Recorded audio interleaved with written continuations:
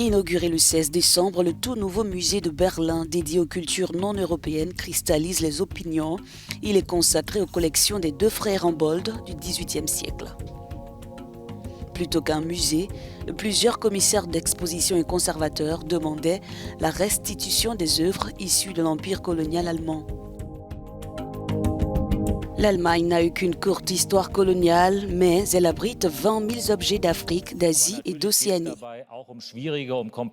Bien sûr, il s'agit aussi de thèmes difficiles et complexes comme le colonialisme et son impact jusqu'à aujourd'hui. Il s'agit aussi de l'avenir des collections ethnologiques. Ici, nous allons discuter et débattre de ce sujet, mais notre principe de base est le suivant. Nous ne voulons pas parler des autres, nous voulons discuter avec eux.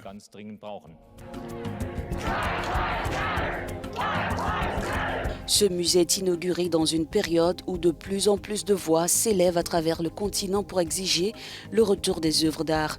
Dans la poussée du mouvement Black Lives Matter, plusieurs monuments coloniaux ont été déboulonnés en Afrique comme en Europe.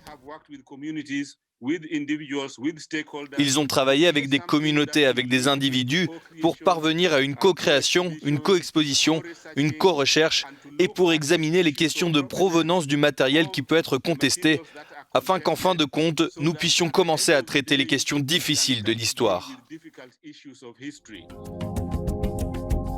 Une semaine avant l'inauguration, l'ambassadeur du Nigeria réclamait le retour dans son pays de bronze du Bénin, dont environ 180 doivent être exposés dans ce musée.